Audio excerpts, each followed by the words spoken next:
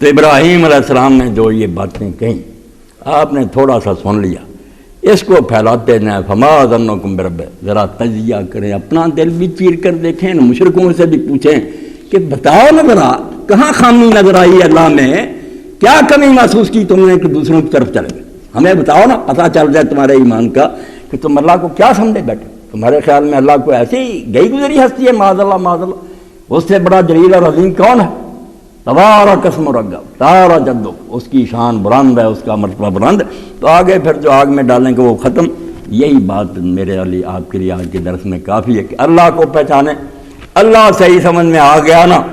سارے مسئلے حل ہو جائیں گے، کوئی دفتروں کی ضرورت نہیں، مناظروں مباحثوں کی ضرورت نہیں، اللہ کی صفات پہچان لیں کہ ہر شے کو جاننے والا، ہر شے پر قادر، سب سے بڑا مہربان، سب سے زیادہ قریب، ایسے خدا کے ہوتے ہوئے اگر غیروں کی طرف جو کرتا کوئی بات نہیں۔ میں نے صبح درس پر لوگ بیٹھے تھے، کہا کہ ایک خوبصورت عورت کسی عالم دین کے پاس کی، تھانی چر رحمۃ اللہ علیہ بیان فرماتے، اس نے کہا میرا خاوند دوسری شادی کرنا چاہتا ہے، تو انہوں نے کیا حضرت نے کہ ٹھیک ہے، شریعت میں اس کو حق ہے کہ وہ دوسری شادی کرے۔ اب اس عورت نے کہا کہ حضرت دین اجازت نہیں دیتا، ورنہ میں اپنے چہرے سے نقاب اٹھا دوں، تو آپ خود کہیں گے کہ ایسی بیوی کے ہوتے ہوئے دوسری بیوی کا کیا سوال پیدا ہوتا۔ جب اس نے کہا تو حضرت بے ہوش ہو، غشی طاری ہو گئی، بہت روئے۔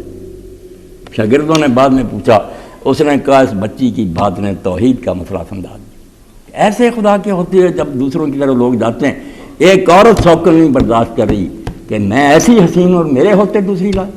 تو خدا کیسے برداشت کرے کہ جب مجھ میں کوئی خامی نہیں، ہر لحاظ سے لہو الاسباب ہوتا، مجھ میں کیا خامی دیکھی ان نامرادوں نے کہ دوسری طرف روکیا، نہیں بخشے گا، اور ہر جرم بخش دے گا، یہ نہیں بخشے گا۔ وآخر دعوانا الحمدللہ رب العالمین۔